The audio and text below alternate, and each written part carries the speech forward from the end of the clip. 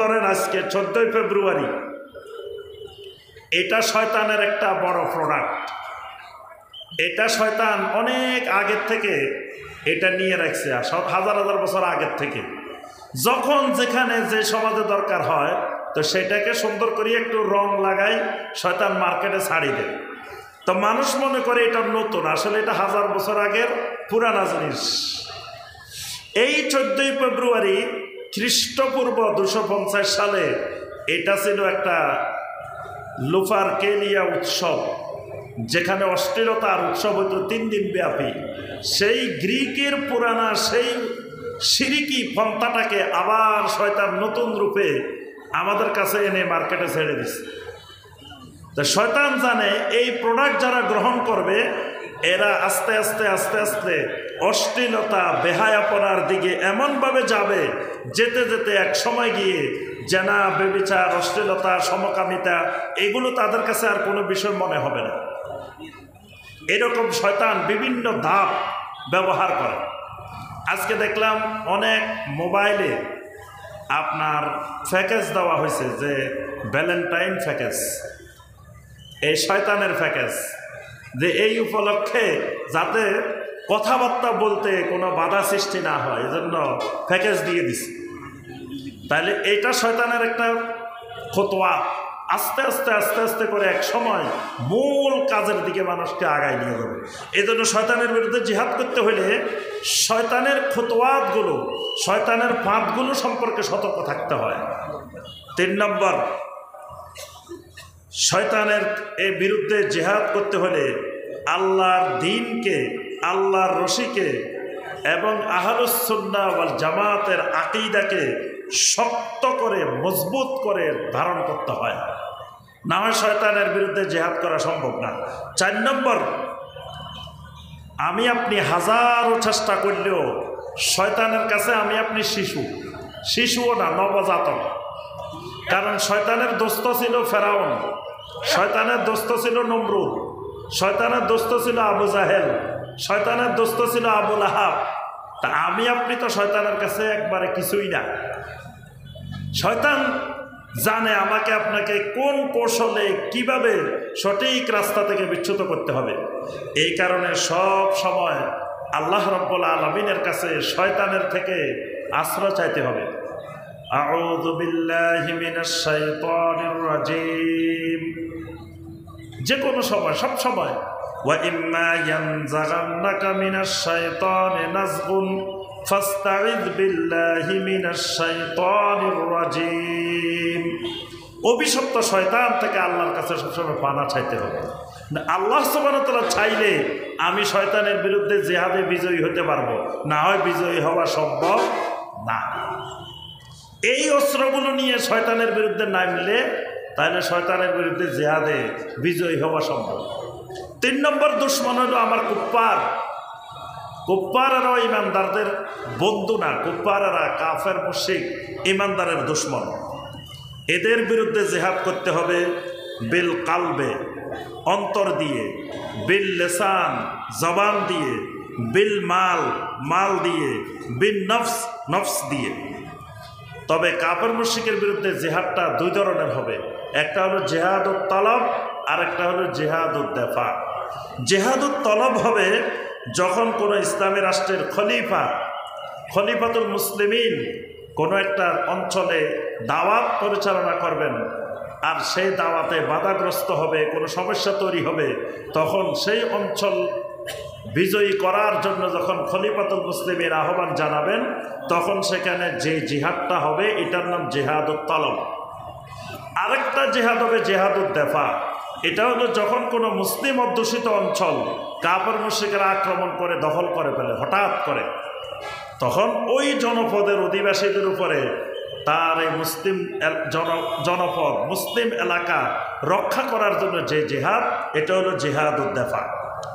আচ্ছা, 4 নম্বর আমার শত্রু হলো মুনাফিকিন। কাফের মুশরিক যেমন দুশ্মন, মুনাফিকও দুশ্মন। আল্লাহ পাক সূরা তাওবার 73 নম্বর আয়াতে বলছেন, ইয়া আইয়ুহান নাবিয়্যু জাহিদিল কুফারা ওয়াল মুনাফিকিনা ওয়াগলুজ আলাইহিম। কাফেরের বিরুদ্ধে যেমন জিহাদ বলছেন, মুনাফিকের বিরুদ্ধেও বলছেন। এখন দেখা গেছে মুনাফেক সমাজে সব সময় ছিল, এখনো আছে, কিয়ামত পর্যন্ত থাকবে। মুনাফেকরা তার কথার মাধ্যমে, কাজের মাধ্যমে দেখা যাবে বিভিন্ন ধরনের কুফরি কথা বলবে, বিভিন্ন ধরনের শিরিকি কথা বলবে।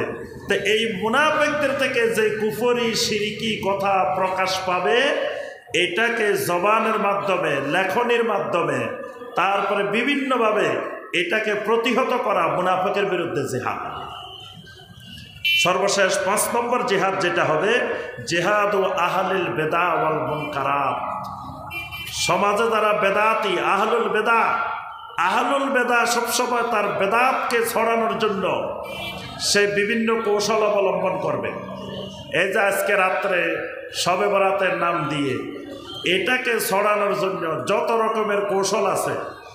আর এখন সবচেয়ে বড় অস্ত্র পাইছে যে শেখ আলবানী রহমতুল্লাহ আলাইহি একটা হাদিসকে হাসান বলছেন, বাস এটা হলো সবচেয়ে বড় দলিল যে শেখ আলবানী বলছেন শবে বরাত আছে। এখন শেখ আলবানী রাহমাহুল্লাহ যে হাদিসের ব্যাপারে বলছেন, সুনান ইবনে মাজার 1390 নম্বর হাদিস, তিনি বলছেন এই হাদিস দঈফ।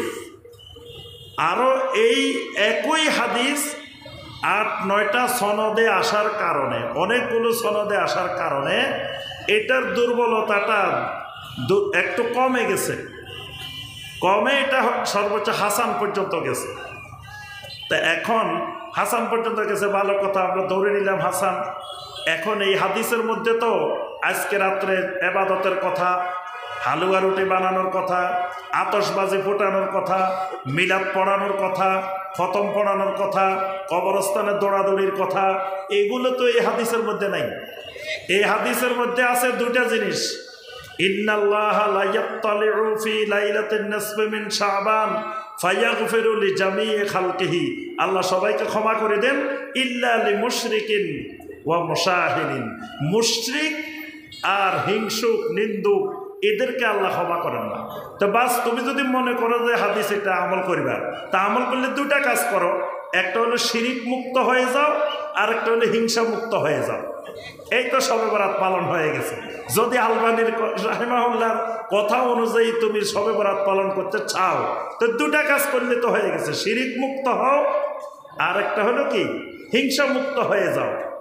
কিন্তু দেখা গেছে ওই হাদিসের দোহাই দিয়ে এবার যত রকমের জাল হাদিস, যত রকমের বেদাত আছে সব আনা হয়েছে। তো যে কথাটা আমরা বলছিলাম, আহলুল বেদাত চেষ্টা করবে তার বেদাতটাকে সমাজে প্রসারিত করার জন্য। যারা মুনকারাত, আহলুল মুনকারাত, বিভিন্ন ধরনের অপরাধী, যারা সমাজে অশ্লীলতা ছড়ায়, সমাজে খারাপ কাজ ছড়ায়, এরা যত প্রচেষ্টা চালাবে এইগুলোর বিরুদ্ধেও জিহাদ করতে হবে। এগুলোর বিরুদ্ধে জিহাদ কেমনে? এগুলোর বিরুদ্ধে জিহাদ, মান রাআ মিনকুম মুনকারান ফালিয়ুগাইয়িরহু বিয়াদিহি ফাইন লাম ইয়াস্তাতি ফাবিলিসানিহি ফাইন লাম ইয়াস্তাতি ফাবিকলবিহি ওয়া যালিকা আযাফুল ঈমান। এইভাবে এদের বিরুদ্ধে দলিল প্রমাণের ভিত্তিতে, এলমের ভিত্তিতে আহলুল বেদার বিরুদ্ধে জিহাদ পরিচালনা করতে হবে। তো সম্মানিত ভাই বোনেরা, সর্বোপরি আমাদেরকে জিহাদকে সঠিকভাবে অনুধাবন করে সত্যিকারের কোরআন সুন্নাহর দৃষ্টিতে যে জিহাদ, সেই জিহাদ আমাদেরকে করতে হবে। কিন্তু যেটা আমাদের জিহাদের নামে যে সন্ত্রাসবাদ, আমার আগেও আলোচকেরা বলছেন যে জঙ্গিবাদ, সন্ত্রাসবাদ, সেটা কোরআন সুন্নাহর আলোকে যদি না হয়, তাহলে সেই সন্ত্রাসবাদ, জঙ্গিবাদের মাধ্যমে ইসলামের কোনো কল্যাণ, দ্বীনের কোনো কল্যাণ তো হয় না, বরং দ্বীনের ক্ষতি হয়, তারপরে দেশের ক্ষতি হয়, জনগণের ক্ষতি হয়। সেই জঙ্গিবাদের মাধ্যমে কখনো কল্যাণ আসে না।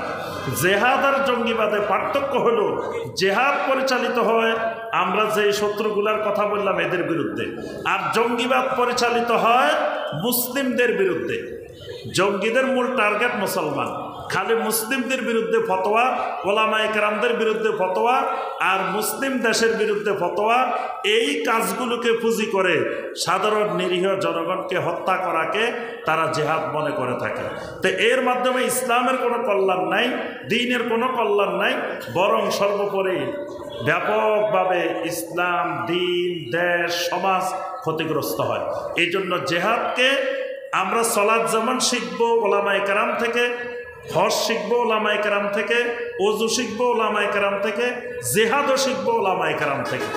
এখন সালাত শিখে, ওযু শিখে, গোসল শিখে ওলামায়ে কেরাম থেকে, জিহাদ শিখে ওই কোন গুহা থেকে বের হয়ে আসছে, ফেসবুকে বের হয়ে আসছে, নাম নাই, পরিচয় নাই, কিছু নাই, তার থেকে জিহাদ শিখে মনে হয় যে ওলামায়ে কেরাম সব শিখায়, সব জানে, জিহাদ জানেন। মানে অবস্থাটা এরকম। এই জন্য ওলামাদের থেকে আমাদেরকে জিহাদ শিখতে হবে। আল্লাহ রাব্বুল আলামিন আমাদের সবাইকে কবুল ও মঞ্জুর করে নিন। আল্লাহ পাক আমাদের এই তাবলীগি ইজতেমাকে কবুল ও মঞ্জুর করে দিন। এই তাবলীগি ইজতেমার মাধ্যমে আল্লাহ পাক সমাজ থেকে সকল শিরক এবং বেদাতকে দূর করে তাওহীদ এবং সুন্নাহকে আল্লাহ পাক কায়েম করে দিন।